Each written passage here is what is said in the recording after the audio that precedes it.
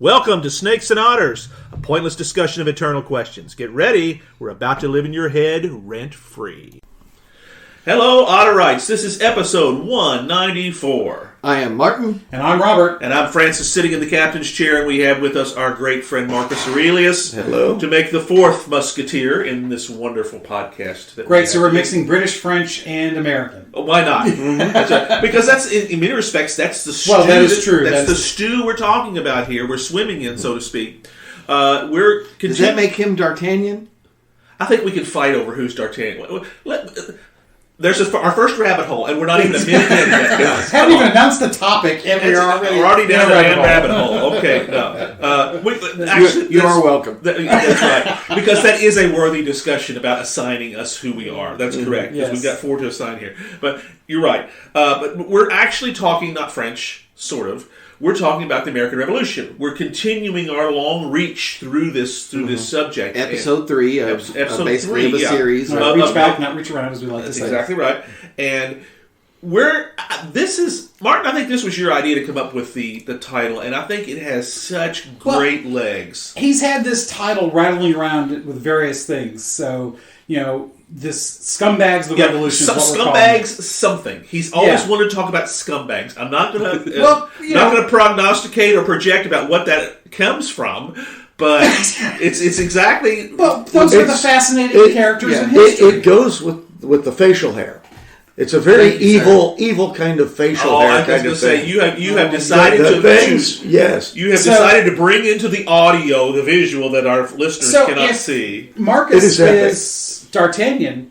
That makes you Richelieu with that evil looking mustache. Yeah. The twiddling of the mustache is twirling. That's right. So yes, listeners, I decided to grow out the handlebar style Raleigh Fingers mustache. Yes, looking very Raleigh Fingers there. Yes, and for all our millennial listeners, Google it. They're into it. They're into it. They'll know what I'm talking about because good. I'm using to get it to do this. You got to use product. But this is the same style of mustache that I can't remember. Was it Snidely? Dudley Do-Right. Snidely Whiplash. Snidely Whiplash. Yes. That's the mustache we're looking at. Snidely Whiplash mustache.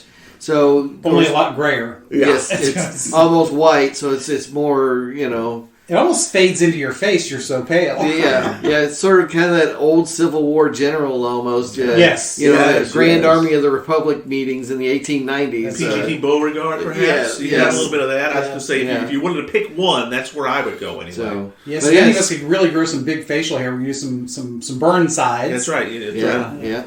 So I'm calling it the hipster gunfighter look. Because it's a little bit of, it's got a little It's a little Doc. Yeah, it's a little Doc Holliday. Yeah. So.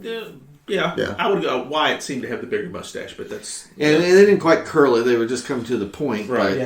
But you got to use some product on it, so I had to find some product to use, and so the fun story is that I asked the lady that cuts our hair. She's been cutting our hair 15 years. About what to use on it. She said, I'll find out. I'll ask around what's good to use. And since they're not paying me, I won't mention the brand name on the podcast, but I'm happy to endorse them for, for a small remuneration. Yeah, for additional canisters. But she texted my wife with what to get.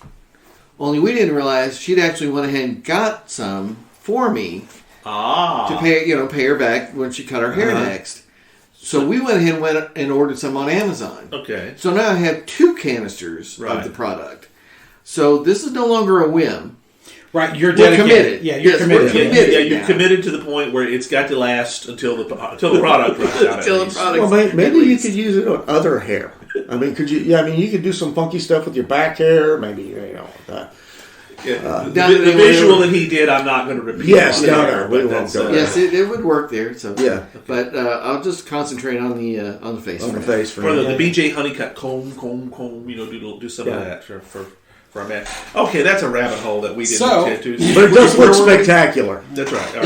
Yes. Marcus called it epic and made Martin so happy. Yes, someone finally used epic on it. That's exactly what I was hoping for. Thank you, Marcus. No, I meant it sincerely. It is an epic stash. Yeah, that's more than any of us can. Well, I don't know. You might be able to, Francis, but you so rarely have had facial hair. Well, yes, that's right. I've only once. I'm still looking for that one picture, by the way, but I haven't had. Because you had an epic beard. I did. It was only for about 3 or 4 months that I did it, but and that was 20 years ago. It was very professorial. I could do it. I was constantly playing with it, constantly itching it, and I'm thinking, no, keep your hands away from it, dude. Can't do it, so it's got to go. That's just the way it works. So imagine that a guy can't keep his hands off of it. That's right. That's the way it is. Anyway, back to the Scumbags. I was going to say you're going to. I've been trying to bring us back for the last 3 minutes, and it just hasn't happened. Yes. So, Scumbags Revolution is the absolute blech. But we know these folks. We've got 2 folks that we're going to talk about here today. The first one is, and we were talking about this a little bit in the show prep. It's the name that everybody knows, but most people don't really know him like they should because he's far more complicated. Yeah. That's Travis Slattery again. Complicated on who he is. Benedict Arnold, of course. When you talk about Scumbags of the Revolution, he rises very quickly to the number 1 he's slot. top of the list. Yeah. Well, I mean, he's the quintessential, prototypical, literally, American traitor. That's correct. He's the first one. That's right. And as we said in the show prep, if you are successful, none dare call it treason. Well, we were successful, so for him, it's treason. Yeah. If the Brits had won, he'd have been a hero. Yeah. And of course, there's some of the irony, too, because he ends up back in Britain after all this is done, and they don't like him. They once a traitor, always a traitor, and they realize very quickly that maybe we used you, and that's cool, but we don't trust you. We're not going to trust you. Never trust you, and you're not going to get all those things that we promised you. And there's that British duplicity that kind of comes with that because he goes over there, and George III thinks he's all that. But basically, George is a little crazy too. Well, that's correct, and it was that was basically okay. We're paying our debt to you. We said we'd like you, and now we do. Now go away and leave us alone because all we have no further use for you. That's exactly right because it was over. He was brigadier general in the British Army after his infamous turn, and the military forces detested him. They absolutely detested him. Yeah. He got into... A fellow officer would never have trusted him. Well, that's correct, because the British had their own code of honor. You don't turn traitor. Even though we will try to convince you to do that, we would never do such... A true British gentleman would not do such a thing. Exactly. And there's that dichotomy. The officers were the gentlemen of the that's right. And they prided themselves on that. They were above all the others. And yes, there's an elitism to that, but it also was very successful. Because the British conquered, most of the world in many ways. But ironically, considering what he started at in the colonial army and what have you, all of the colonials were traitors. Mm-hmm. So he was a traitor from the beginning. That's right. To the British as a rebel. That's correct. Well, again, if you're successful, it's not treason. Well, I mean, and that's part of the problem with Arnold's story that's mostly known by the populace in America, and that is the victors write the history books. Oh, that's right, because it is an insult to call somebody a Benedict Arnold. Yes. And we've been taught that since childhood. Yes. I mean, he is almost... Cartoons. I mean, Bugs Bunny would call somebody a Benedict Arnold. Yeah. And a little kid's going to understand that joke. Well, that's exactly right. It's been something that's been with us. It is the ultimate American bogeyman in many respects. I don't know if I call him a bogeyman, but he's definitely the ultimate in... It's just heinous. Untrustworthy. Yeah, I mean, he's the definition of untrustworthy in the American dictionary. He is the ultimate scumbag. Yeah. I mean, to use Martin's favorite word. Yeah, well, we've got Judas. That's true. That's another story. True. All right, I was going to say, Marcus, Arnold, point to Marcus. That's right, exactly. Arnold ranks number 2. Yes, that's right. For Americans, he would rank number 2. And when you think about how this country has progressed over time, especially with the element of patriotism that is so tied up to our identity. Yeah, it's infused in our DNA. Yeah. He's going to be the quintessential enemy because he's the guy who turned his back on us. So he's obviously we're not going to say, well, he's a greater evil than somebody like Hitler, because obviously that's where you go when you want to really you talk about evil. There's a difference between evil and being traitorous. Right. But I'm saying as far as the bad guy, the American bad guy, is going to be Benedict Arnold. And ironically, that type of venom does not apply to, say, all those who fought in the Confederacy. Well, yes and no. A little. Well, that depends. They're tearing down all their statues and ripping their names off all the schools. That's kind of why I mentioned that. Right, and that's why I say yes and no, because yes to what you're saying, they are not. Yeah. Because for a century and more afterwards, the whole point was we're all Americans. That was the whole point of the war. Yeah. We need to bring them back into being Americans. Yeah, that scorn was saved for just, the leadership. But most of them, somebody like a Forrest. Yeah. The ones that had it was a deliberate attempt at reconciliation. Yes. That period of that forgiveness of the Confederates was an attempt at structured reconciliation. And therein lies the difference in Arnold had no support popularly. Right. Whereas the Confederacy was so basically they can do the same thing. They can rebel against the lawful authority, call it what you want to, whatever. They didn't even hang Jefferson Davis. I mean, he was in prison. But it was talked about, but you're right. But they did not, and that's great. It would have been perfectly legal according to the Constitution. That's right. Yeah, but what ended up happening with a lot of those Confederates that did not feel that surrender was appropriate, they founded Oregon. Yeah, well, a lot of them went out west. Oregon, they founded that whole state. I mean, and that's why you'll find a lot of changes on that. But let's start with the Benedict Arnold at the beginning. Well, yeah, exactly. I mean, the guy he's landed in Connecticut. He's fourth generation there. He's actually Benedict Arnold IV. Believe it or not, he's the son, grandson, great grandson. This is a family. This is not somebody that just showed up. That's right. This family's been in the colonies. That's right, for a long, 4 generations by this time, which basically is the beginning. That's right, exactly. So he's the closest. He's part of American royalty, such as it was at the time. Right, and because they are successful merchants, they have a lot. They have wealth. They have business. Arnold is independently wealthy at this time. Now, that doesn't last, and that's got kind of everything gets tied up into his financial problems over time. Yes, the revolution is going to be substantially disruptive to the economic fortunes of anybody that's involved in trade. That's right, because you're only allowed to trade with Britain. That's exactly right. So once that market goes away, then yes, that was common in New England during the Revolution. But he's also, and I think this is what makes Arnold so heinous to so many, because he was such a firebrand for, and I use that word loosely, not specifically, for independence. I mean, you didn't have to push him hard. Some of it is, he has his financial reasons. But ultimately, he becomes a true believer. Yeah. Early on, he is an absolute patriot. That's correct. An absolute patriot. And he's somebody. He's very prickly. He thinks his way is the only way. Yeah. He's got the money to back it He doesn't make alliances well. Yeah. But he's a bully in many, many ways. Well, but he's also talented. What you're describing, though, is typical of people in his situation, of his economic class, his social class. He's a narcissist. Very much so, yeah. That's right. And I mean, his defecation does not have an odor. Exactly. I love it. I love very it. Nice. Write that one down. That's right. You nailed that one. So program nice. that one into a button. That's exactly. That's very good. But you're right. And but see, what separates him from, because there are many others that of that firebrand. Samuel Adams is just the easy one that you can see.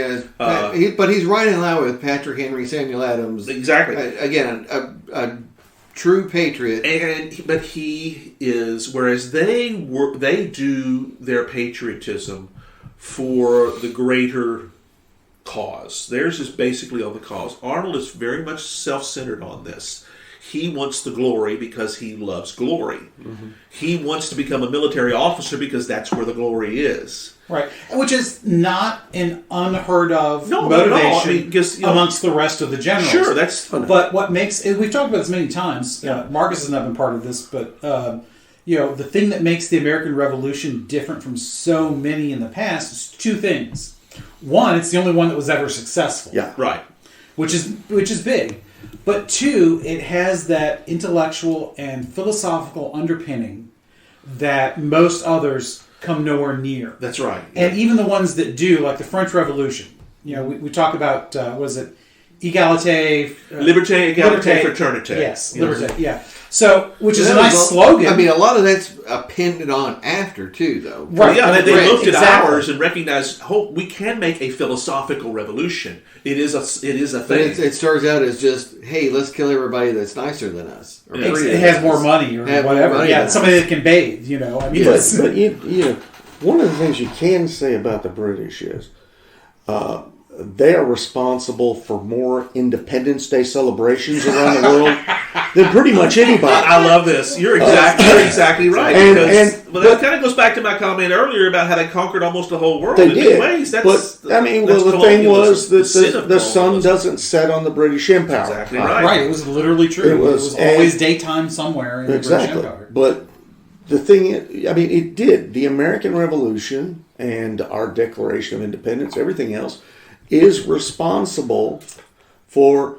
all of those further revolutions because people realized it could be done. That's right. Right. I mean, and that's also why you end up with things like if you look at the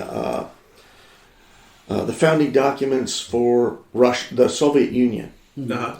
they are almost word for word ours. Sure, absolutely, yeah. Yes. They're just interpreted a lot differently. Well, that's right. Yeah, They used a lot differently. They grafted in the Marxist understanding of that, but it's still about the freedom of what they would call a proletariat. Mm-hmm. For us, it would be every voting individual, which was at the time it was white male and landowners. But nevertheless, from that grew and changed. Yeah. And, but even so, even the Soviet Revolution, you could argue the Soviet Revolution was successful, but sort of yes, no. I would call the Soviet Revolution more of a military coup that lasted 70 years because the original revolution died. That was the October Revolution. Yeah, that's correct. That's the real revolution. Right. The Soviets is a military coup. Yeah. Essentially.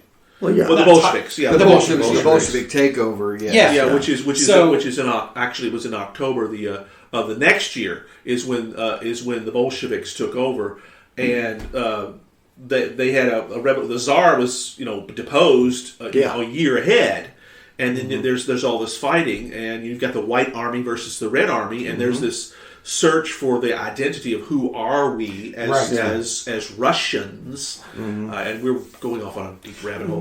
Big. But back to my original point, though, is that philosophical underpinning was fairly broad. Yeah. Not just the guys who framed the Constitution and framed the discussions that led to the Declaration. Mm-hmm. This was something that managed. And granted, we're talking not just at the top, but this was something that managed to spread itself to the guys who are fighting.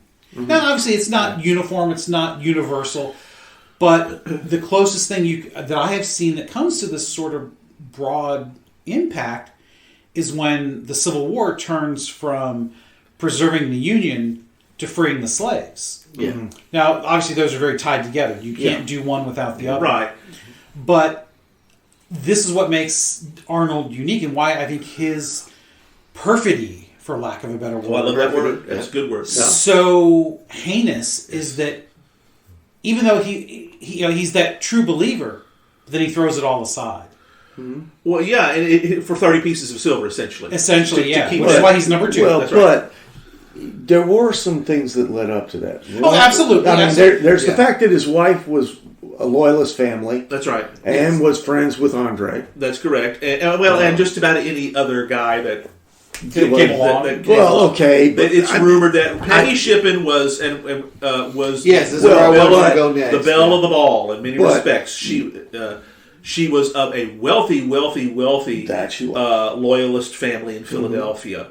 And by this time, now, this is actually, we're kind of skipping over a whole bunch because Arnold's rise, when he goes to Quebec, he's in charge there. Yes. He is, and he is there at Saratoga. He almost loses his leg at Saratoga, but he rallies the battle. And Saratoga is one of the biggest victories that we had earlier in the war. I mean, even though Gates was in charge, Arnold hated Gates. Of course, everybody hates Arnold in many respects, but everybody also respects him. And you can see paintings of him that were commissioned at the time of him leading the charge and he getting shot in the leg. He almost lost it. In fact, after his famous traitorous turn, the cry was they wanted to cut off his leg, bury that with military honors, and hang the rest of him. Because it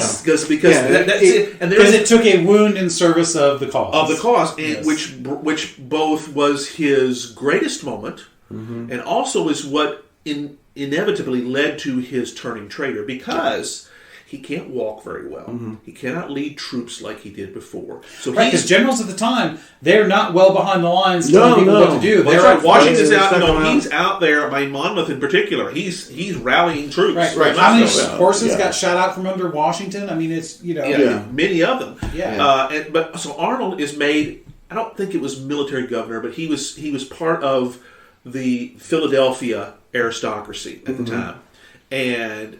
Yeah, because he rises to major general. Correct. Yeah. Washington trusts him. That's right. Yes, thinks very highly of him. Puts him in charge because he is enormously talented and he is brave. Yeah, he puts him in charge of West Point. That's correct. This is a crucial spot. You've got to hold West Point to keep the British from coming down from Canada. That's right. You know what kind of weather Canadians have. Well, that's right. We don't want them down here.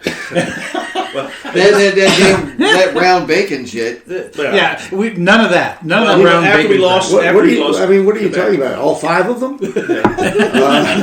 Well, Quebec was pretty. It was a major place. Yeah, I mean that's what they feared is an invasion. And that's why Montgomery and Arnold went to Quebec early, and that it was a disaster in many ways. Right, they were trying to. Arnold showed his abilities there. Yeah. He went on with Ticonderoga. Yeah. He's got a long history of a real hero. I mean, a real hero. Yes. And therein lies the issue here. We're not going to cover all that, but it's different than in Edward Snowden, sending documents. Yeah, because who was he?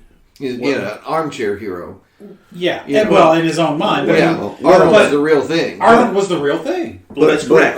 Our traders nowadays are, 21-year-old weekend warriors? Right. That release documents. To the enemy. For reasons we still don't quite understand. Well, it doesn't matter because 15 minutes of fame is the only thing I can do. Just like Arnold, just like everyone else that is, vilified and throughout history, there are failures on the people above them that cause this kind of thing to happen. Yeah. Yes, because while Arnold is there in Philadelphia, he gets involved with a lot of black market stuff. He involves in price fixing.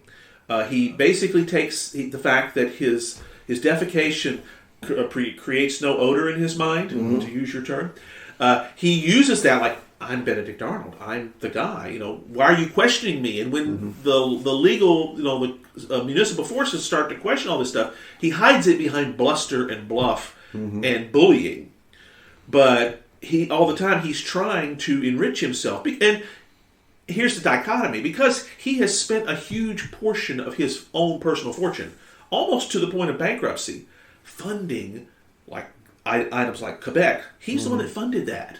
Many other things. So he's basically made himself a pauper in his mind, but with no real reward. Part of that's because he can't command in the field because of his wound. That's why, and Washington gets this. That's why he gives him West Point, because he says, he can do this. It's a fitting reward. It's high profile. It's very important. But it's not a field command. That's correct. And there's no glory there. And there's no glory in it. That's right. And he knows that. and he is highly entrenched into the Loyalist Society in Philadelphia, which was still very, very strong. And Peggy Shippen was like the woman that everyone wanted. She was courted by many. Arnold eventually married her. Well, hold on. Let's back up just a little bit. Sure. Because that's his second wife.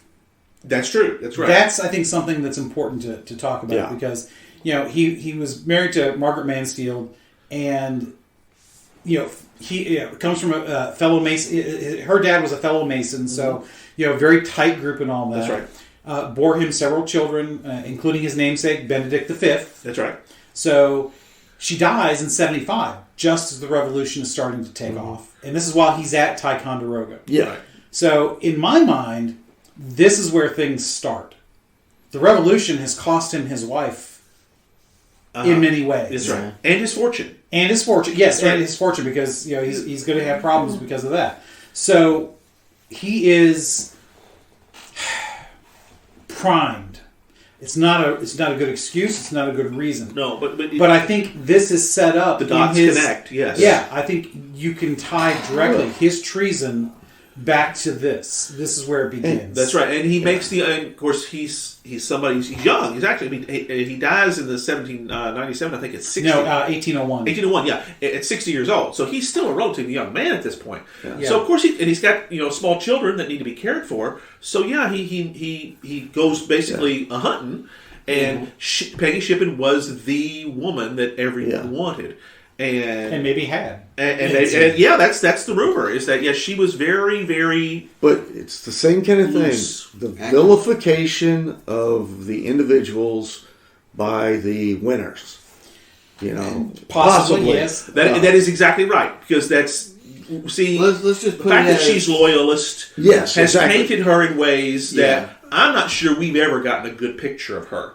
And or no breaks have ever been given to her in all this. Well, she did play a large role. I mean, that's she exactly did. right. She did. That's why Arnold's taint basically comes to her by association, because there's no question that she was involved. She and John Andre, who was the man who essentially facilitated the treason. Exactly. He's the one, because of the societal piece. He's the one that came forward to Arnold, basically saying, Well, when the plan that they had formulated together, when Andre got caught with the plans, that's right, in his boots, and then he's the one who ends up getting hung or whatever. Yeah, he's hung. Yes. Yeah.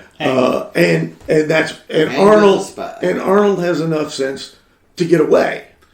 Right, because like that's when they said, we're going to cut off his leg, bury it. But I mean, he did at that point.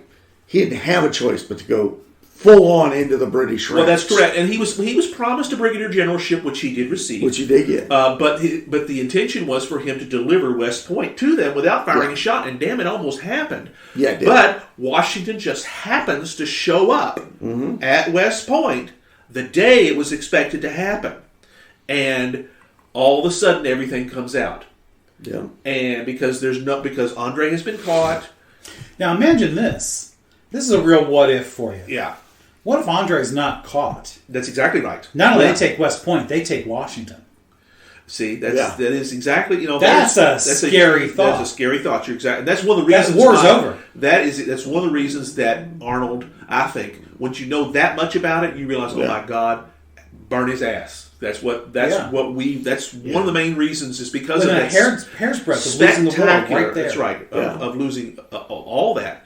And which of course the British knew that. We'd be doing all this with a British accent if that was the case. That's right. It would have been a fait accompli. And then the traitors that we'd be talking about would have been Washington and all the other ones who signed the Declaration of Independence, right. And they would have all been hung. Yeah, there have been stories about how sad it was to see Washington hung and stuff like that. Yeah. That's exactly right. That's one of the reasons that this traitor is, and. Arnold is able to get away, mostly because Peggy, when she comes down and realizes the game is up, she has a fainting spell in front of Washington and lets her robe open. And Washington basically spits out his wooden teeth while Benedict the gets first away. spit take. That's right, absolutely. That's again, history has debated just exactly how deliberate this was, what she was faking, what she wasn't. But that's not the first. That's it's not the awfully first convenient. time in history that a bare bosom has been a man's failure. That's in Washington's case.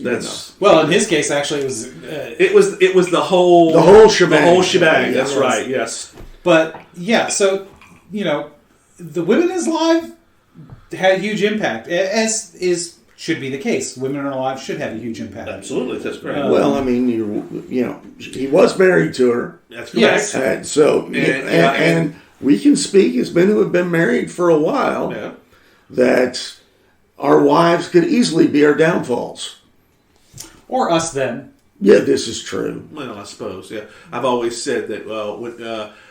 For married people, one of the sacred trusts that you hold is you know exactly where to put the knife, like no one else does. Oh yes. And that goes both ways. Mm-hmm. So that is why you hold the life of your beloved in your hands every day, because you have the ability to hurt them like no one else would. Yeah, and that goes again. Like well, it's similar to how we've often talked about each other, especially Marcus and I. We have to remain friends because we know where all the bodies are buried. That's right. There's only so much you can afford. And while we're speaking of that, they're not on my farm for any of the law enforcement. The bodies are not on my farm. Right. Yes, that's true. Let's finish Arnold real quick so we can get to our bourbon break here. Yes. But I do want to talk just a little bit about the fact that he ends up back to the British. They don't like him. They do give him a field command. They gave him field command. Yes. He actually burns a town in Connecticut. His home state. That's right, which is very close to where he grew up. So, as if they didn't have enough reason to hate him already. Yeah, right. This man has totally sealed his fate. Not just burned the town, though. He slaughtered those who surrendered. That's correct. So, not only has he turned his coat showing his dishonor, he has dishonored himself on the battlefield. He has done everything he possibly could to engender hate in those of us who remained, or those of them. Obviously, us 200 years later, of course we did. Well, that's right. But I mean, 250 years later, we have many reasons. A gentlemanly act. Yes. Yeah. That didn't help with his relations with his other officers either. Well, that's correct, because they knew better. That's not the rules of war, because that does matter at this point here. He ends up going back to Britain. Like I said, George III welcomes him, but nobody else does. He goes to Canada with his sons, tries to run a business. They hate him. Even though they're loyalists, they still hate him. He has made his bed and he has shat in it, to use the term. Yeah. He eventually goes back to London and dies there in 1801. He's buried there today. So whenever I think of that, do you know what I think of? I think of Peter Brady playing Benedict Arnold on The Brady Bunch. Do you remember this? Oh yeah, that's well. You're reaching way back. That's right. Yeah. So he does the scene where he's in uniform, and in the next scene he's lying in bed, but he still has his boots on. Yeah. And the parents and the Mike and Carol, he's like, he forgot to take his boots off after that last scene. But yeah, I always think of that whenever I think of him at the end, and he complains about the old wound being still an issue. Which I read, because Arnold is an amazing character, and he's almost too much to believe that one person could do what he did. And you just looking, like, as we've talked about, the coincidences and the motivations and all those things that went together to create this spectacular traitor. He's not just a traitor. I mean, obviously he is. Yeah. That's the defining thing that the lens we look at him with. But in many ways, you can also call him a double failure. Oh yeah, because he's a failure from the American perspective because he has turned coat and gone over to what ends up being the losing side. That's right. And he does it for the most selfish, vainglorious, narcissistic reasons that you can possibly imagine. That's right. A lack of glory. People didn't give him the due that he thought he was owed. Yeah. And money too. Money too. That's right. That was all part of it. And then at the end, once he gets to the Brits, they don't like him.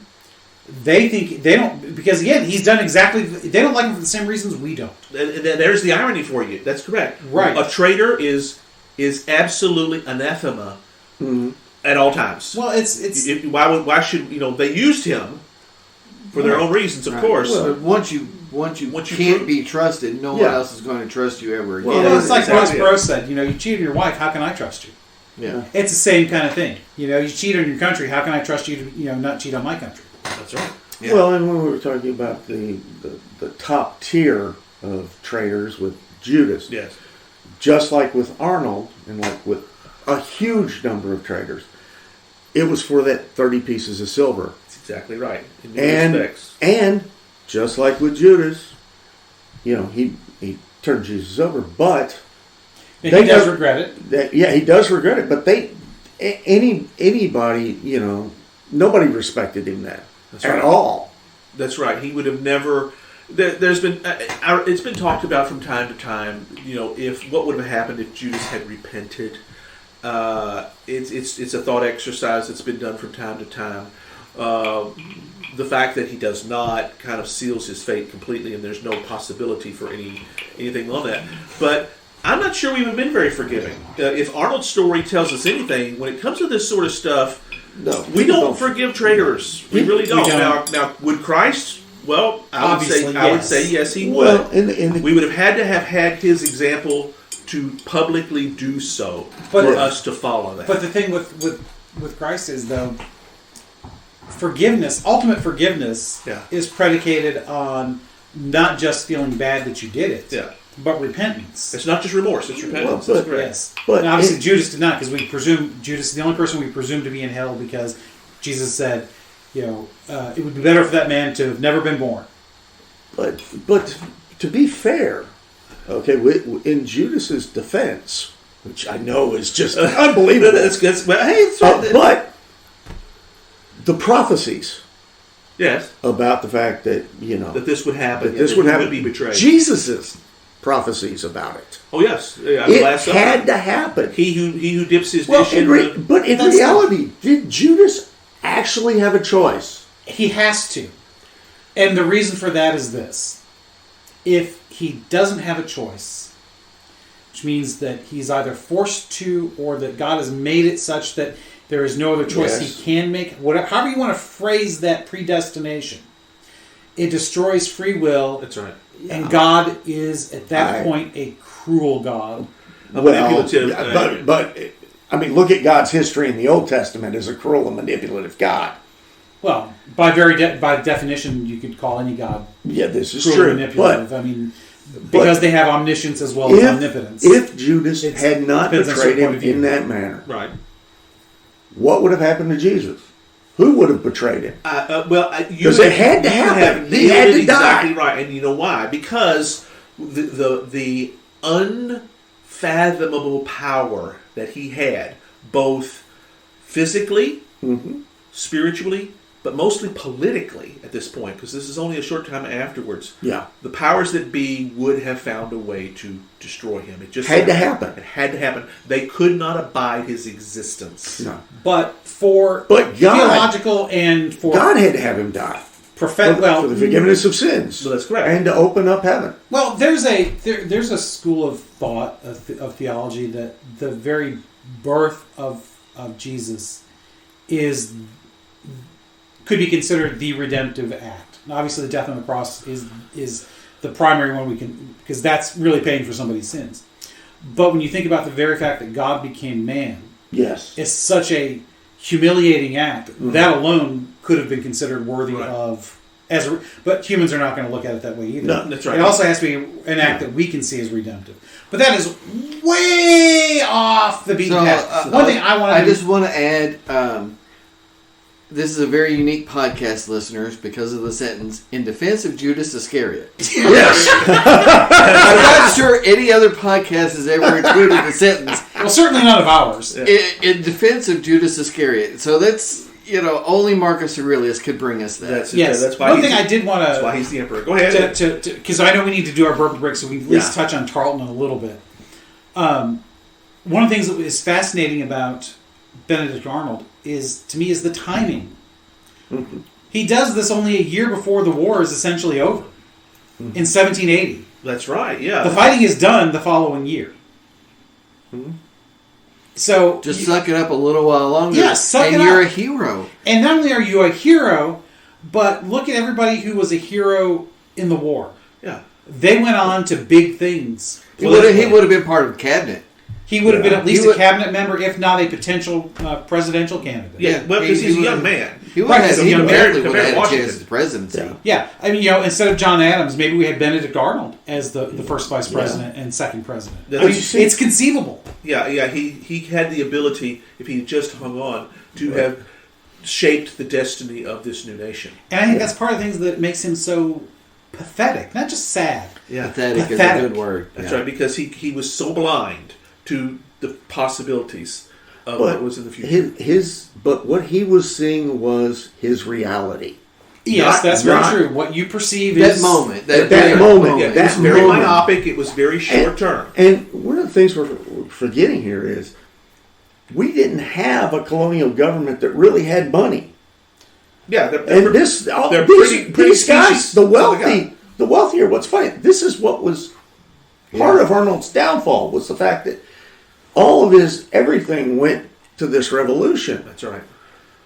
And then he's looking at the cash.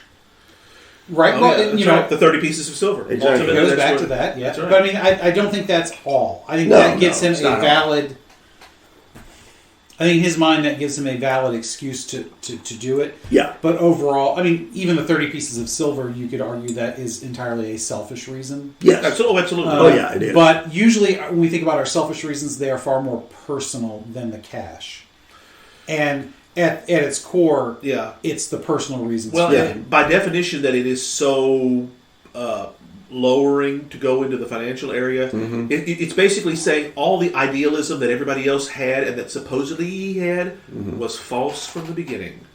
Which I don't necessarily buy. And that's correct, but ultimately that's kind of the judgment that history has made on that. Yeah. Anyway, let us slide into this bourbon break here because we're all drinking the same thing. Right, so we have new bourbon for the show. Robert has procured new bourbon, something we have not tried. Yes, so Blade and Bow, which is a great name for this episode.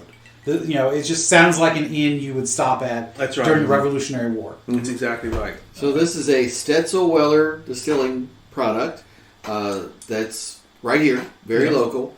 Blade and Bow is very well thought of. What's usually about the $45 or more price point, isn't it? I want to say, I think I got this for $42.99. It was on sale. Mm-hmm. The one we'll try in the next episode I got for $36. It was also on sale. Yeah. But so they're both in that $40 to $50 range. Yeah, it's right below the $50. That's right. It's got a beautiful bouquet. Now we're all using the spherical ice this time here, and spherical ice, and it's. I've still got a considerable amount of the ice. Top me off a little. Just add a little bit there to me, would you? Mr. Howard, the bottle stands by you. When? Yeah. You forgot to say it when. But with that splash of melted ice and that chill, this is primo, gentlemen. It is. It's smooth. It's got a very good sweet beginning. Yeah. Which I like my sweet drinks anyway, so I'm really favoring the sweet bourbons, especially of late. Compared to the ryes that the stuff we've had with rye. Yeah, that seems to be universal with us, I think. One thing I have noticed, if you're going to use this big piece of spherical ice, you need to pour a larger amount of bourbon. Because even though it is slowly melting, that's still a lot of ice in there. It's going to dilute more. And it dilutes it more than I would prefer. That's why I had Marcus top me off. And now that you mentioned that, you're exactly right. Because and if you look at the color of mine, of course you can't see this on the podcast, mine is many, many shades lighter than what you just did because mine's just the original pour. Whereas you added yours and it's kind of balanced it just exactly right. Because you could chuck mine because it's so watered down. It goes into the nose a little, and a little top of the mouth. I don't get any in the esophagus. Well, as it watered, but when it's more bourbon than which I'm going to. Is this wheat based? Yes. Okay, because all bourbon is going to be at least some wheat. Some wheat, but it has. Well, not all. I mean, I guess you could have a true 50-50, but most of them are going to have some wheat. Yeah, but they don't.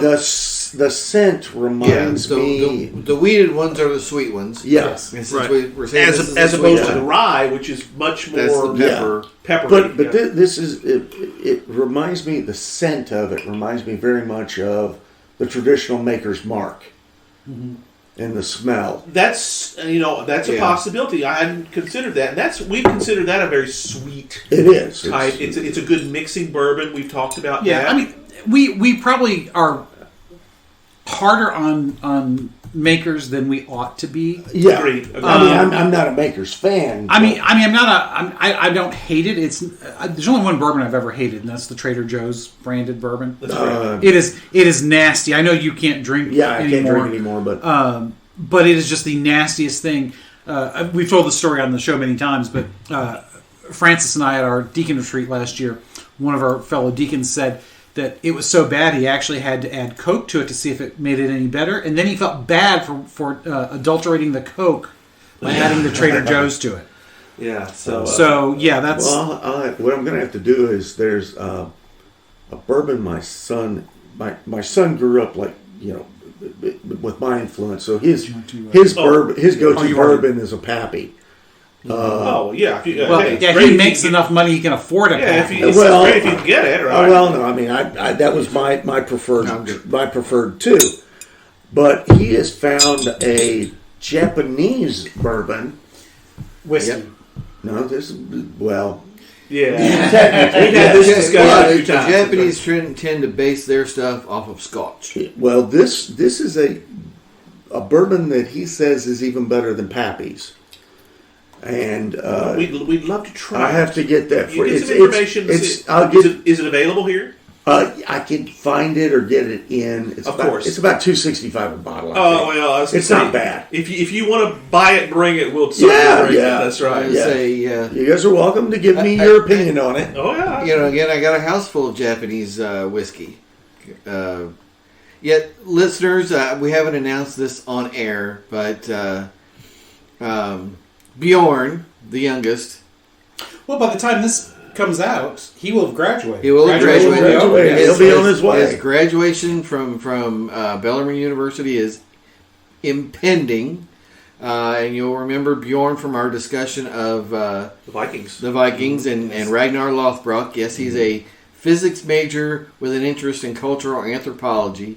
And as we speak, he has been accepted into what is called the JET program. He has a job teaching English in Japan. That's right, beginning in August. For at least a year and renewable up to 5. I know. We got to say it, dude. We got to lay it out there. I know that hurts. I'm gonna miss my buddy. Realism is... You're going to have a room in your house that you can convert to whatever you want. Well, I had that already. Or you can lease it. Ooh. Anyway, we're very... Airbnb. We're very proud of Bjorn. We have some trepidation about this whole moving to Japan thing because he's never flown. So his first flight's going to be like 14 hours from Nashville to Tokyo. It's like, well, good luck with that, homie. Yeah, because you can't get off. Yeah, hope you don't get airsick. You can't get off. Make sure you got plenty of things to read and plenty of power for your So stuff. there's so many questions, but at least it's a job. Yeah.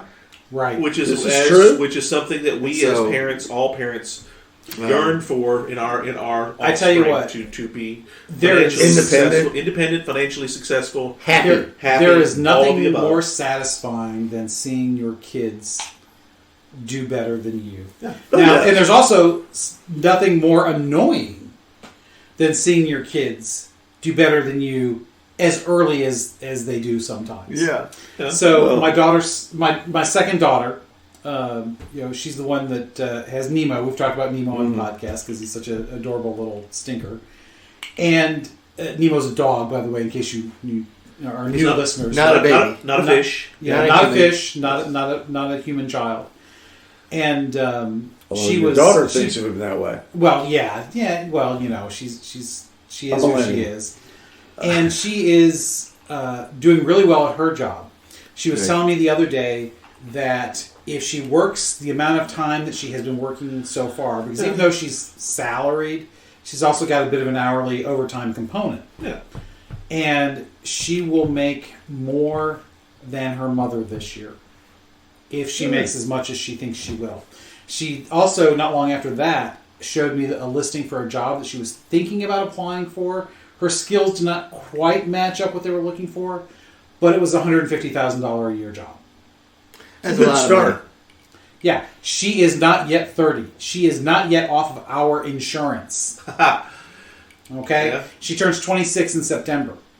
Good for her. Yeah, Yeah, good for her. that's It's exactly great. right. I mean, she bought her own place, decades before the age we were. And the beauty of all this system is she gets to take care of you when you get old. Well, if she doesn't put us in the crappiest home she can find. That's all right. Well, that's I mean, fine. I love my daughter. We're shit out of luck. I'm sorry, we are. I love my daughter, but she's the best way I can put it. She is frugal, Okay. Good. which is why I worry for the facility she's going to put us in. That's right. That's right. Yes, yeah, well, of course you would, Mr. Scotsman. But congratulations to all Yes. Bellarmine graduates for this That year. is indeed. Yeah. Bjorn Yes. will be joining you. He'll be wearing his kilt at graduation. Phenomenal. And then in August, he moves to Japan. And He's a bit of a mishmash. In a way, he's almost the quintessential American in that way, because he's going to be wearing the kilt. He's going to Japan, and he's got the huge interest in the Norse area. Yes, yeah. So he's 6 a years mongrel. of German. Yeah. So he's got the whole mongrel thing going Yeah, for him. and he's a physics grad. And a physics grade, yeah. So he's a little bit of everything. Assembles his own rifles. And But you know what? That is, to me, that is the mark of good parenting. So Yeah. congrats Of on course, you. that's right. Thank you. Because, and I think this is true probably for most of our kids, Yeah. in that they're all well-rounded. Yeah. And I think that comes, all four of us have that Bellarmine experience. That's right. Yeah. And I love to point back to, obviously, that's where we all met. That's right. Well, this is true. And so Bellarmine is very foundational to who we are. That's right. And the ability to think the way we do comes from many respects that from critical that. thinking that we Well, learned there. yeah. We didn't know what we were learning while we were there. Yeah. But now that we are out in the world and we see how different we are from the people we encounter, I trace it all back to Bellarmine. So that's one of the reasons why I'm encouraging the boy, the prince, to go to Bellarmine. Now he is kind of resisting that partially because it's not his idea. Because he's at that age where if it's not his idea, well, it's not a good idea. Not a good idea unless it's his idea. Which is fine. I get that. But if he makes a visit, they'll knock his socks off. And I'm trying to get him to do a visit. He's very interested in center, which okay, fine. That's not superb school. It's Yeah. superb school. It Yeah. is. But he's also interested in going to Boston.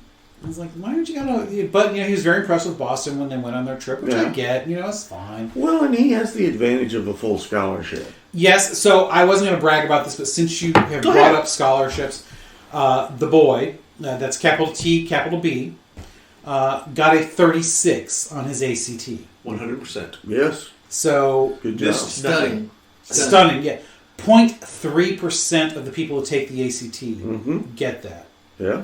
He is also a governor's scholar, so that's a huge thing too for the state. Depending on the destination, it's almost certain to Full ride. Full ride. That's right. Especially in the state, because the governor's scholars, they want that. They want to keep the brain. Yes. The So brain Bellarmine has trust started here. a new thing. Governor's Scholar Program kids automatically, starting this coming year, get $30,000 a year for tuition. That's on top of anything else they get. So that's huge. That's the way it should be. That's correct. Huge. Because Bellarmine's a private school, and this is a commitment that Susan Donovan, the new president, has made. It keeps the talent here. He's also that's the intention. still in the running for National Merit Scholar. Yeah. So, I mean, even if he just makes a semifinals there or finals, he is guaranteed. Oh, yeah. I mean, that's national money right there. So, yes, very proud of the boy. And I don't take the opportunity. I probably don't brag on my kids as often as I should. So, I'm taking this opportunity. Well, I think if we can reach back into the 80s for a second, the future's so bright, we're all wearing shades. Excellent. I thought you might like that, which gives us a reason to swing back around here. And to slide back into our other subject that we're going to talk about here, and that's Banastre Tarleton. And I know that, Martin, you have some insight. Is that how it's pronounced, Banastre? Because I was reading it, I was just thinking Bannister. You're right. We'd think that, but no, it is. It is Banastre. It is Banastre, and I'll use as my source for that. You may remember, and this is actually a great source for folks to refer to if you can find them online, and you should be able to. 2 really 6 episodes. So you're talking about 12 hours worth of TV series. History Channel did one called The American Revolution back in the 90s, which I think we all remember that. And the Learning Channel, back when they actually did Learning Channel stuff. Back when the History Channel used to do history stuff. That's exactly right. They did one called The Revolutionary War, narrated by Charles Kuralt. Oh, yeah. It was very, very good. And I kept those. I still have those even today. And they are absolutely some of the best primers for all of this stuff. And that's in both of those. It was very clear that it was Banastra. Because he rises to the level. He is a British colonel, a cavalry colonel. And young. He's very young. He was born in 1754. Exactly. So he's not even 30 when the war ends. That's exactly right. And believe it or not, he eventually goes on to Parliament. So is he one of these guys that's like he's the second son of somebody and he's not going to get any money, so he funnels into the British military?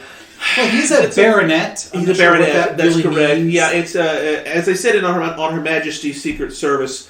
It's a very sort of baron, isn't it? That's kind of what that is. It's a minor noble. It's a minor noble. Minor that's noble. correct. Yeah. That's right. And he's the first one, so it's a new thing. So yes, there's correct. not a whole lot of history in his family. No, he is. Like I say, he's minor nobility, but they all had to do some form of service. You're talking either the Navy, the Army, or the diplomatic corps. Buy your way into being colonel. That's exactly right. If you've got the money, because you have to have your commissions. There was some money in the family, though. There was. Because his grandfather was a ship owner and a slave trader. That's right. Precisely my point. I'm glad you segued into that very quickly. That's kind of a little bit off topic, but if you've seen the movie, and we've talked about this as one of our favorites, the movie Amazing Grace with Yoed Gruffin, he is the opponent to stopping the slave trade in the House of Parliament. And this is in the 1720s. Really? I did not catch that. Yes, and he's played by Syrian Hines. Yeah. Okay. The great actor. That is the same Banastra Tarleton. The one who is the one who tries to stop it, and for the very reason is his family is heavily invested in the slave trade. As if there's as if we don't have enough reason to call this guy a scumbag. Yeah. Well, is that kind of the equivalent of Biden back in the '60s voting against the Civil Rights Amendment? Well, we try not to stake partisan politics here, but try not to. No, that's not partisan. That's an actual fact. Well, it's a little partisan, but yes. He did. Yes, he did. Tarleton actually he was very a partisan, very much so, and he was Wilberforce's foe. He was the pro-slave trade guy that eventually got outmaneuvered, essentially, as the movie shows. Great movie. We highly, highly recommend it. Anyway, but as a young man, he was brought into South Carolina after the fall of Charleston, which was the British attempt, and it was actually a pretty smart one. To cut the colonies in half and take away all that southern area. They thought if we can hold New York and maybe Boston, but we really can't defeat Washington in the field, we will start from the bottom and work our way up to the field is too big. The field is simply too big. This is the problem in the Civil War. Yes, that's right. The field was too big. That's exactly right. That's why it took so long. And the fact that the generals in the Civil War were complete and utter idiots at times. But also, the fall of Charleston in particular shows a sea change in strategy on the part of the British. Because this is later in the war. They have really gotten tired of constantly these upstart colonials actually fighting and actually even winning sometimes. Right. This is after Saratoga. This is after Monmouth. This is when they realize these guys are a serious threat.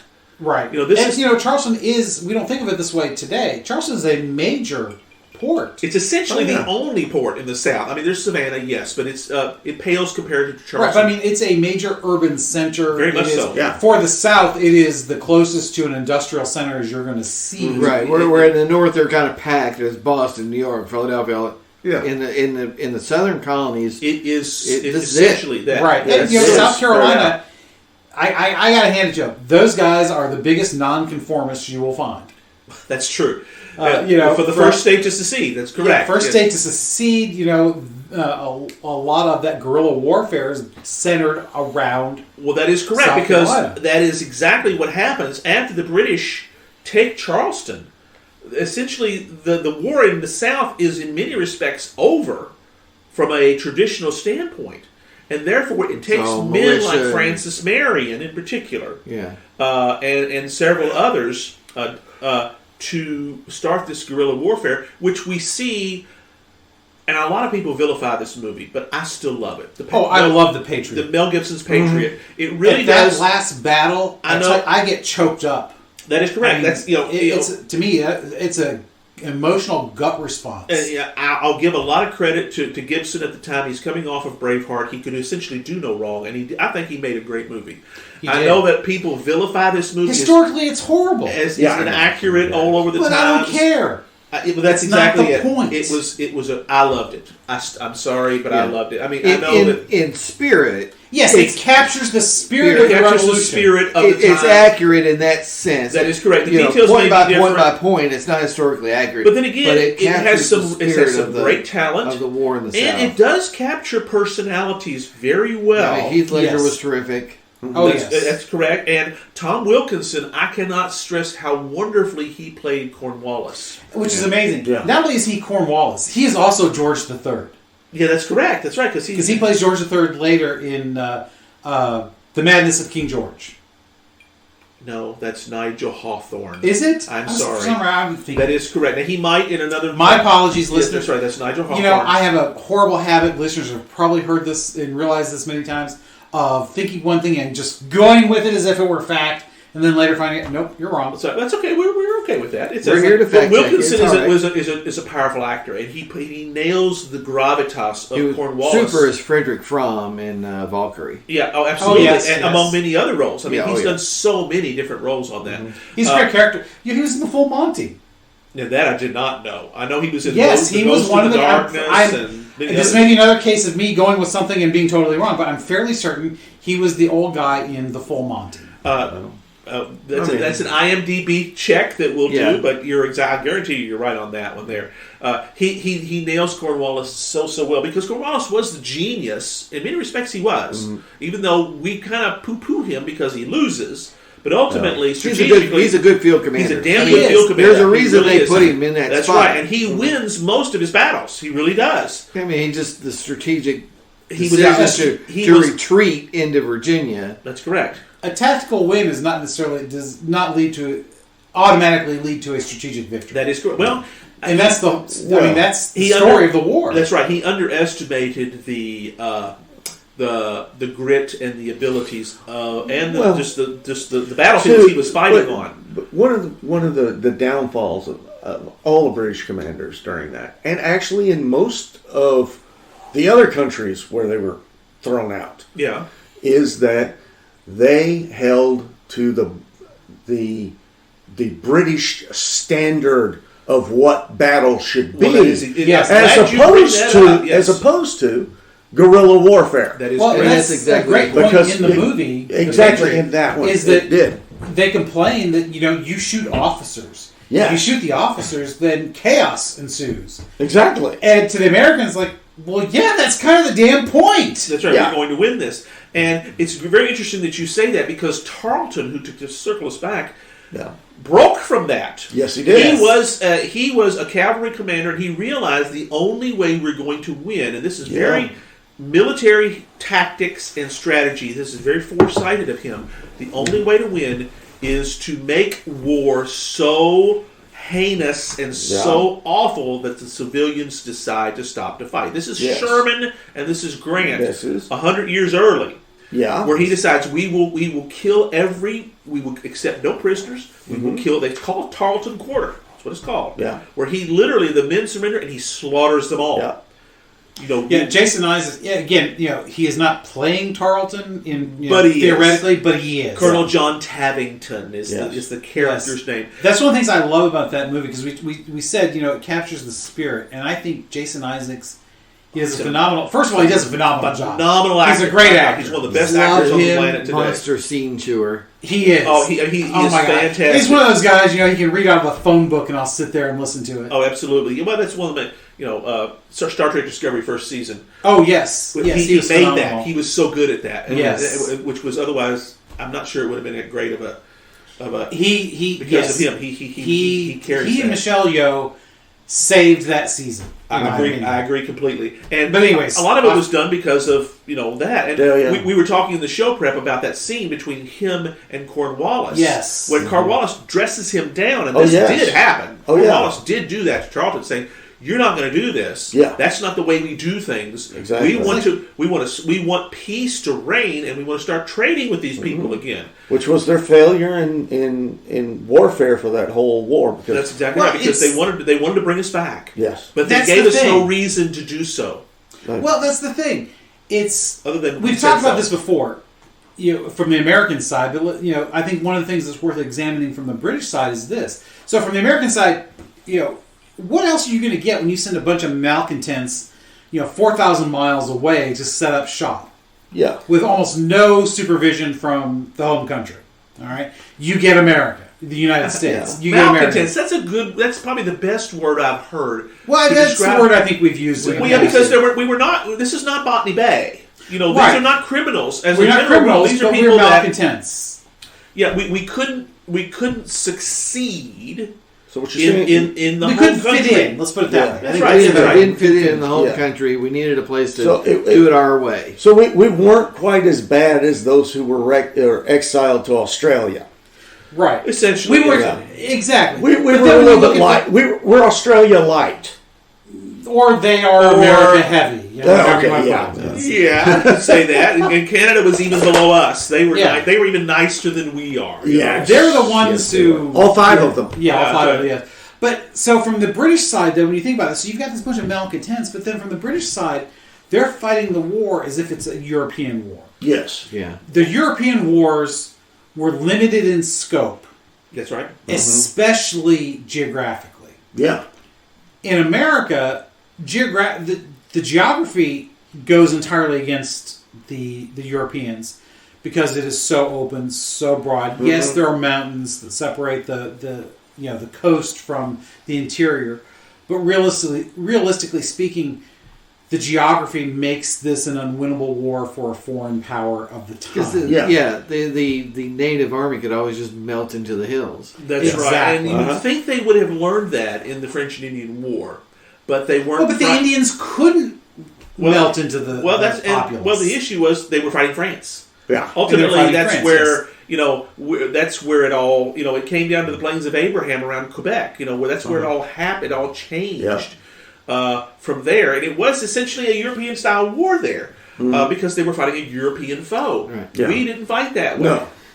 So in response to the guerrilla warfare, Tarleton basically takes what history tells us is the only winning move. That's right. It's the scorched earth. Yeah. Even beyond, you mentioned Sherman and Grant. Now, Sherman and Grant are not trying to go against civilians, but they want to destroy all the ability to make war. Tarleton takes it one step further. Yeah, that's correct. Yeah. That's very Tarleton important. takes it that one step further. This is absolute destruction, utter destruction of all your opponents. I mean, it probably didn't really happen, but the scene of locking everybody in the church, in the Patriot, and then burning the church, and that is philosophically like That's Tarleton. It wouldn't.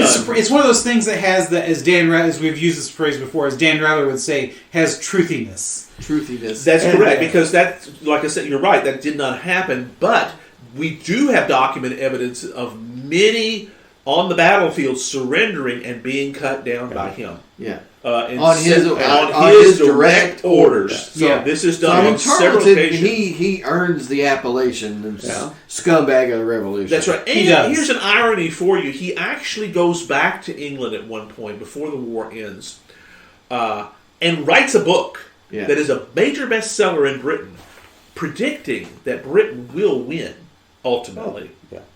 And of course, it would be a career killer to predict that they would lose. Well, of course, but this is in many respects that reinvention of himself because he's a young guy. Yeah. Yes, very young. He's reinvention of himself in his entry into politics by gaining onto the British people's understanding of we are superior, we are the ones, we are the anointed, etc., etc., etc. Well, it's sophistication versus barbarism. That's from their perspective. From their perspective, and ultimately he is doubling down on the colonial mindset that sold very well in the 1800s, Oh, early 1800s in Britain. They had not come, it would take World War I for that to finally just be killed, because it was killed. Yeah.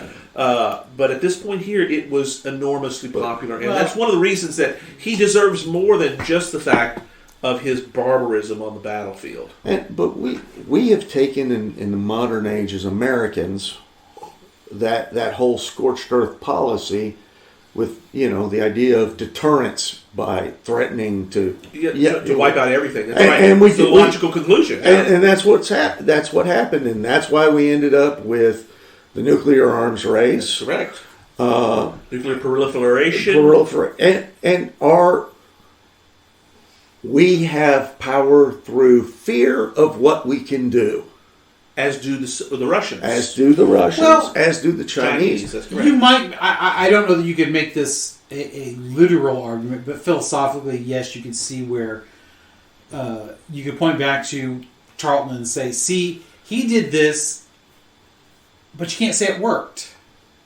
So I don't know that you could make that argument that there's a direct line. It did for the battle. It just happened That's to right. where the rest of the war it did was to a the whole other extent Well, that yes, he he had may influence. have done that, or executed survivors and what have you, but it had the opposite effect. Only because because we were too stubborn to say, "Okay, you win." Well, That's the the malcontent. news got out. That is correct. Oh, and I can tell you this much: at the true Battle of Cowpens, which we saw in the Patriot, That's the one where he dies in the Patriot. that's correct. Yeah, now of course Tarleton does not. But that they refused to surrender because Yes. they knew what they were facing. Exactly. The Colonials at that time, they realized we're going to be given Tarleton's Quarter. That's what it was called at the time, Yeah. because his reputation had gotten to the point. We can't do this. We have to get out of here, Yeah. or win. Yeah, you got to And take it all the way. That's exactly right. And Well, it's Cortez burning the ships. It's Yeah. the same kind of a thing. Well, Yeah. and Well, it's interesting from a military philosophical point, which I think we're kind of dancing around as we kind of try to bring this on home to finish it up here.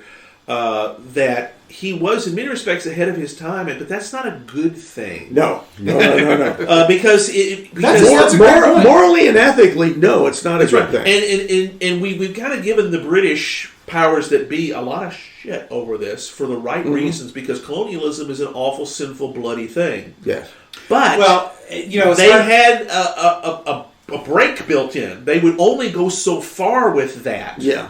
And that was, and I don't know if it's to keep themselves from feeling too bad about it, or maybe they had their conscience, collective conscience. Well, the American colonies are different from all of their other colonies, though. That's true. The American colonies are new entities, And they're populated by them. As opposed to every natives. single. Well, and by Americans, I also include the French, the Canadians. Okay. Yes, yeah. So, but every other colony that the Brits have are a conquered people. Yeah. That's right. They're So, natives. by Conquered definition, they are inferior. So the excesses of the Brits and their other colonies, natives. Yeah. I don't think are applied in quite the same way in the Americas. I would completely agree. Because just like us, we considered ourselves at the time to still be British citizens. The whole point of the war was that you're not treating us as British citizens. Yeah. That's very true.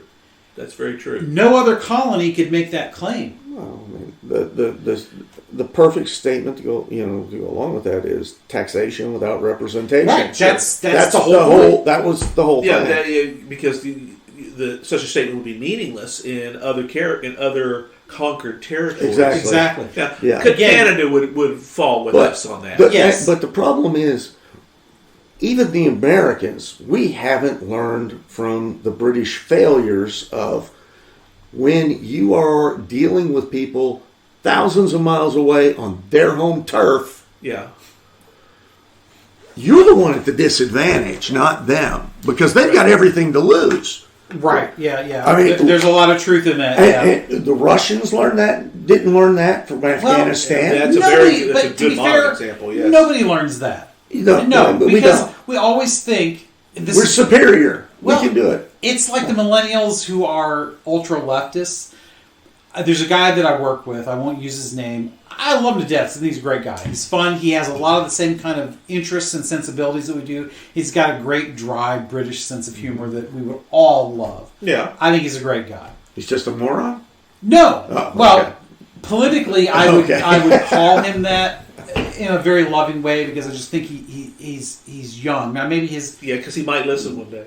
Well, he might. He might learn. He might, maybe this has changed, but years ago, this is around the 2016 election.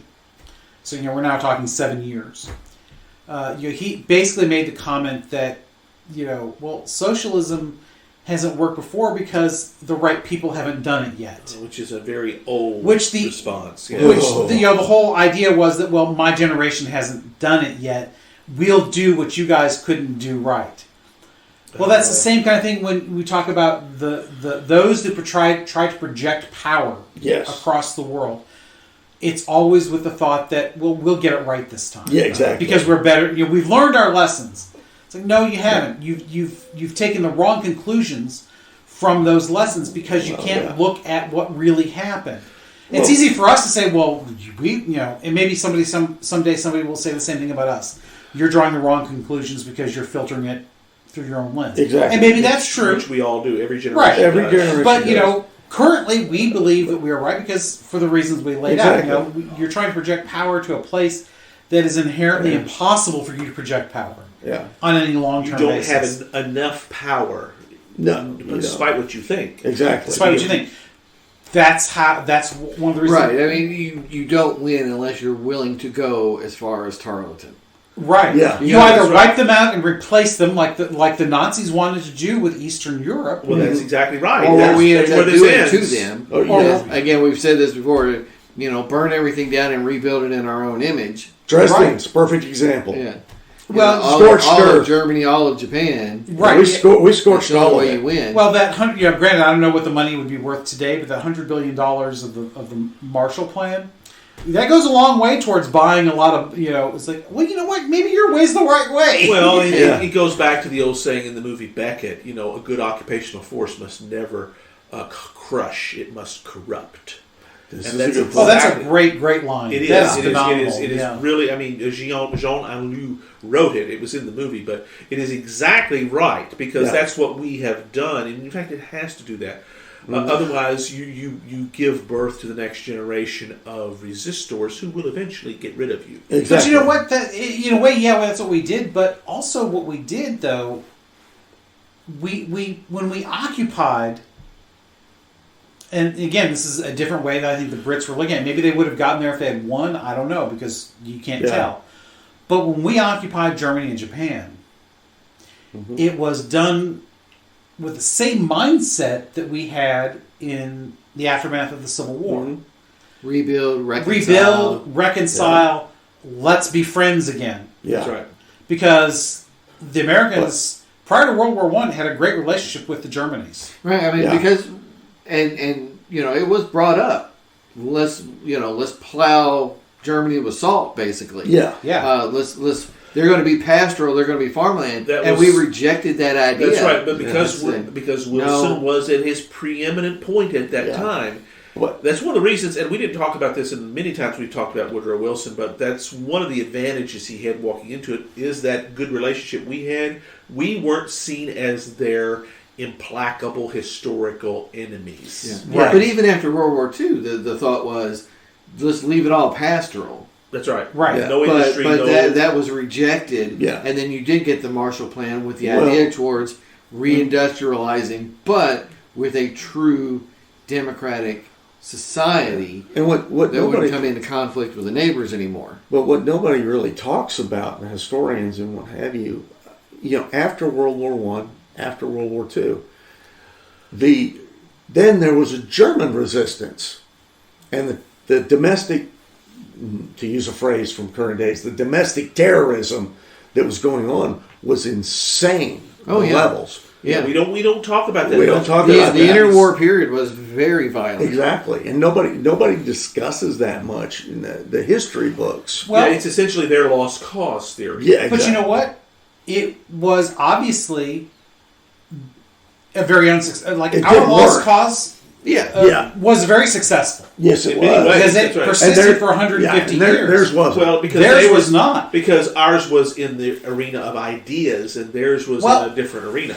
It goes to, Reconstruction under everybody through Grant was very much what we just talked about. Let's reconcile. Yeah. After Grant, even though we're more than 10 years past the end of the war, there was enough harm done to everybody that everybody still wanted to get revenge. Yeah. Yeah. And that's why our lost cause persisted. Yeah. But after World War II, it was very much, okay, long term this needs to be fixed because Europe keeps having 2 or 3 wars every century. Yeah. We can't have that anymore. That's right. Mm-hmm. Well, we've reached the era of mutual destruction. And we've also reached that. That's right. Nuclear weapons changed the nature of generational conflicts. So nuclear weapons guarantee peace. In many ways. Well, nobody likes to admit it. Yeah, but in many ways, that's true. Well, that is the philosophy behind the nuclear deterrent. You're right. Well, since the use of nuclear weapons, there's not been in 80 years. There's not been a major world war.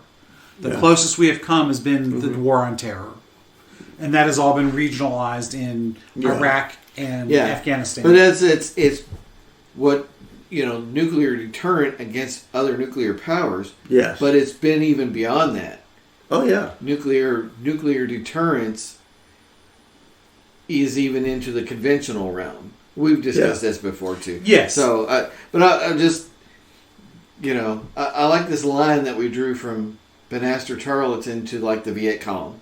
This that's because that's the same thing as burn the village to save the village. Yeah. Yep, we had to destroy the village to save it. So that's exactly they've been right. saved for Napalm and DDT did a lot. We'll do a whole lot of stuff. Well, it goes back to so we talked about this prior to the show when we were doing the show prep because Marcus has brought over some incredible audio equipment that we are now all salivating over. Yes. I mean, I already was because I was doing some research on this when he first brought it up, but now I think the guys are convinced that we really need to get this equipment. I did notice some chubbies in the room. Well, only you would notice that. See, now I am not checking out their crotches. I didn't say anything about crotches. Well, where else is the chubby going to be? Look at all this. Look at all this chubby. Well, this chubby holding my stomach is not as a result of your audio equipment. Okay, that took years. We got to give planning. Marcus this one. Just don't argue. We need to wrap this up. I don't know what the time we are. Yeah, we're at 1:20. Give me the last word, Robert. I have no idea where the hell I was going with that. He lost it. Hated when that happened. It's all your fault, damn The it! chubbies have totally derailed the entire train here. Well, that's probably true in every situation. You're talking about salivating over my equipment. Audio equipment. Audio equipment, yes. Audio equipment. Yes. Adverbs are important. Yes. I mean, adjectives are important. Yes. Adjectives are important. Words matter, people. We were talking about words are violence. Oh, yes. Yeah. That is the case where words can be violent. Yes. All right. We were talking about last thought. Yes. We were talking about in the show prep. What were we saying? Damn it! I had a really good point, listeners. It was brilliant. It was absolutely one of the most important things I was ever going to say, and Marcus caused me to lose it. He'll remember it in a day or two, and we'll just dub it in. I suspect that it might come up next episodes. That's if we have a few. Probably. Yeah. So hopefully, But it definitely had to do with Tarleton and his attitude and how. Again, because being a scumbag and the idea of the only way to win is to burn the whole joint down.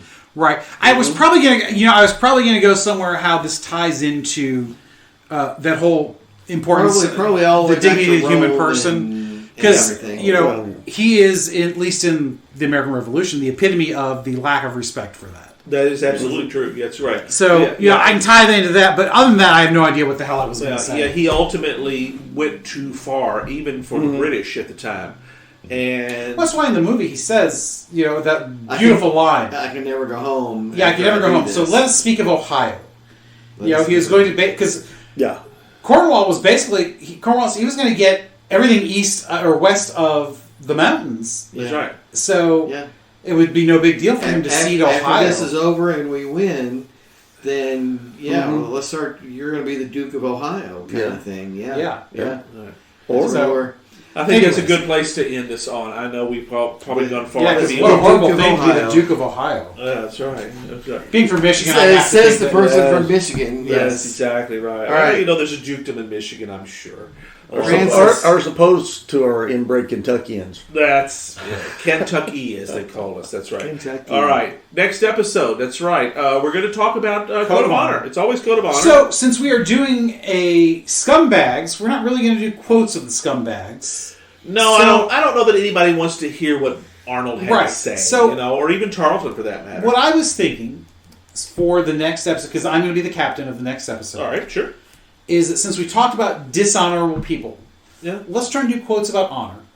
I think that What's is. about It honor? is Code of Honor. It is gentlemen. Code of Honor. That is correct. So specifically, let's hone in on honor. All right. Well, That's so exactly what we we're going to. We have some research to do then. That's exactly Exactly. right. Oh, so yeah. you guys are going to love this episode because I have faith in the way that we can bring this to the table and make this happen. So join us next episode.